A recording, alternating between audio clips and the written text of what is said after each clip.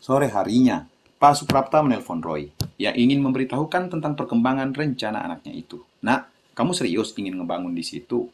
Serius lah, Dad. Pokoknya Dedi tinggal duduk di rumah, nerima hasil duit dari Roy. Biar Roy yang ngebangunin dan ngejalanin. Nanti Dedi dapat untung lah. Bukan apa-apa, ibumu sama ayah senang ngedengarnya. Akhirnya kamu berubah. Ayah bersyukur nitip kamu ke Ustadz Ian. Tapi ayah sama ibumu kangen. Kapan kamu pulang, nak? Iya, Dad, tenang. Nanti Roy pasti pulang kok ke rumah. Biasa lagi nyari info dulu, perencanaan lah. Roy mau menunggu Pak Kiai pulang, munggah haji dulu. Roy nggak enak. Kapan Kiai pulang? Sekitar 10 hari setelah Lebaran. Sekalian Roy mau minta pendapatnya tentang rencana Roy. Ayah yakin beliau pasti bangga, nak. Soalnya niat kamu ingin meramaikan pesantren. Mudah-mudahan, Dad. Makanya, Roy mau menunggu Pak Kiai pulang dulu. Ya sudah, ibumu udah kangen, adikmu juga, dan ayah sudah ngehubungin semua teman-teman ayah yang ayah kenal untuk ayah membicarakan rencana kamu. Ada satu developer pengembang yang ayah tahu dia cukup bisa. Ayah dengar dia ingin melakukan ekspansi pengembangan propertinya dari Bogor. Namanya Rian. Rian siapa, Dad? Rian Hu. Pikir Roy lagi mendengar nama itu. Dia salah satu kenalan ayah di Bogor. Cuman kalau ayah fokus ke pertambangan, dia fokus ke properti. Cukup sukses di bidang properti. Hanya saja pas ayah dengar dia mau melakukan ekspansi, ayah langsung menghubunginya. Tapi dia belum ngasih jawabannya. Saudaranya kan mengajar di situ. Saudaranya yang abdi di sini maksudnya. Siapa deh?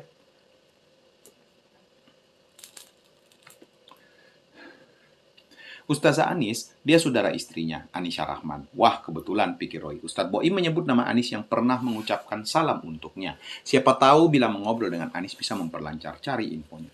Cuma kamu harus tahu, Pak Rian sekarang lagi krisis kepercayaan. Kemarin ayah dengar ada kasus di proyeknya. Jadi dia nggak percaya sembarang orang.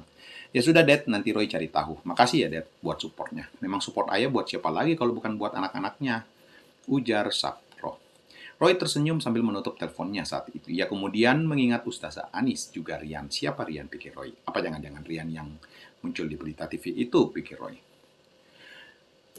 Ia pun tertawa sampai guling-guling di kasur. Jangan-jangan Rian itu, pikirnya. Sore itu juga ia mencari keberadaan Ustadz Anis ke asrama Putri. Ia bertanya ke Ustadz Boim di mana asrama para ustazah biasa kumpul di sini. Setelah memberitahunya, Ustazah Boim langsung menelpon Anis sambil senyum di balik gudang. Artinya jangan-jangan Roy mau ta'aruf dengan ustazah ini. Namun Roy hanya tersenyum. Dia bilang hanya ingin bertanya satu dua hal tentangnya. Mereka bertemu di pipir rumah Ustadz Boim itu karena Ustadz Boim melarang Roy bertemu empat mata dengan ustazah cantik itu. Takut ada yang lewat ucapnya. Dan ternyata Roy kaget dengan rupa Ustazah Anis. Pantas Ustadz Boim menjaganya. Ia datang sendiri sore itu, juga dengan memakai gamis putih dan hijab merahnya yang lebar. Kacamata kit berframe biru itu menghias indah wajahnya. Wah, high quality jombro, pikir Roy. Assalamualaikum Kak Boim, ujar Ustazah yang tak berani melihat wajah Roy. Mungkin ia malu, ia lebih memilih dikenalkan Ustadz Boim ketimbang harus berkenalan dengannya. Secara tidak pantas bila Ustaz agresif terhadap lelaki. Waalaikumsalam. Wah, dateng. Nih, kenalin Roy, katanya mau ketemu, kamu mau ngobrol. Anis sendiri kaget dengan ucapan Ustaz Boim. Anis memang penasaran dengan sosok yang dibicarakan banyak ustazah di sini ini. Namun ia tidak bermimpi sedikit pun. Ya udah, duduk sini, kakak mau nyediain makanan. Gak usah repot-repot Ustaz, kalau bisa sediain ayam goreng, ujar Roy dalam hati. Gak repot, kamu nggak tiap hari kesini. Oh ya lupa nih, Anis masih kehitung keponakan saya juga. Jadi kalau macam-macam, gua bogem kamu itu. Cap Ustaz Boim lagi mengancam sekaligus memperkenalkan. Mereka berdua tersenyum, terutama saat Ustadz Boim memperkenalkan dirinya. Saat Ustadz ke dalam, mereka mulai membuka percakapan satu sama lain. Ternyata cara bicara keduanya tidak menegangkan seperti orang baru kenal. Sesekali mereka selingi dengan candaan karena pada dasarnya selisih umur mereka tidak jauh berbeda. Umur Anis baru menginjak 23 tahun, ia asli dari Bogor. Baik Anis maupun Roy menceritakan latar belakangnya masing-masing sampai akhirnya Roy bertanya tentang latar belakang keluarganya. Ustadz Boim masih kehitung paman kamu. Iya, beliau adik ayah aku, keluarga ayahku ada dua yang mengabdi di sini. Satu lagi siapa? Ustazah Boim sama Ustazah Sahlah.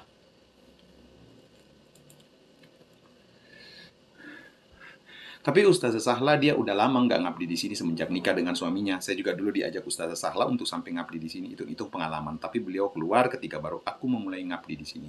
Oh begitu. Iya begono. Sementara di hati Ustazah Anis Gembira ada lelaki sehat walafiat yang menanyai tentang dirinya. Hatinya sumringah. Kayaknya bakal lepas kutukan jomblo sebentar lagi pikirnya. Kamu mau ngabdi juga di sini? Tanya Ustazah Anis. Kepo amat jadi orang? Hahaha. Baru kali ini Roy melihat Anis ketawa sedikit lepas. Ia melihat dari tadi Anis melakukan jaim-jaim tak jelas.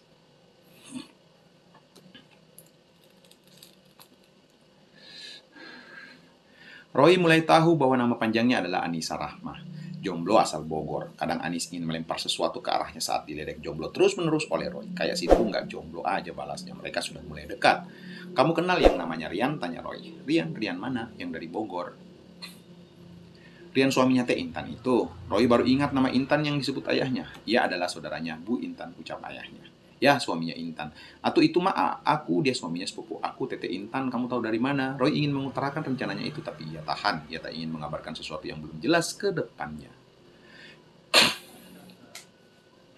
Ayah aku Pak Suprapto kenal Pak Rian, katanya relasi bisnisnya. Terus dia bilang saudaranya Pak Rian ada ngabdi di sini. Oh iya, Rian emang nikah sama sepupu aku, pengusaha properti. Dia di Bogor, anaknya sudah satu. Itu juga katanya dicomblangin sama Ustaz Sahlah.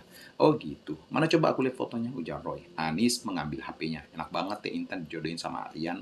Semua itu tergantung amal dan perbuatan, Ukti. Ih, ia menyerahkan foto sepupunya Intan beserta suaminya. Roy kaget ketika melihat Rian. Ini sih bukan Rian tukang itu, ini sih lebih ke Rian Matt Damon yang ada di film Saving Private Ryan.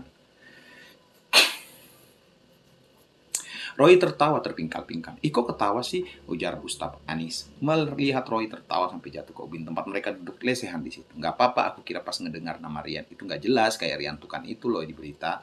Anis menutup mulutnya, menahan tawa. Ya enak aja, mana mungkin tete aku mau dia pengusaha. Kalau gitu minta juga sama bibi kamu, Ustazah Lala, biar dicomblangin juga. Bukan Lala, tapi Syahlah. Dia udah pernah nyomblangin aku ke orang, tapi aku nggak mau. Mereka sama-sama terdiam sejenak.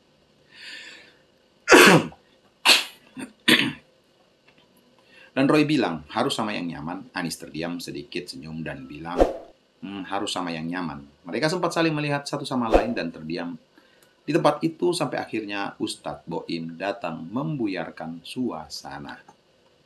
Dan bersambung part 15. Sebelum kita berpindah ke part 16, subscribe dulu ya teman-teman ya. Subscribe itu gratis. Terima kasih.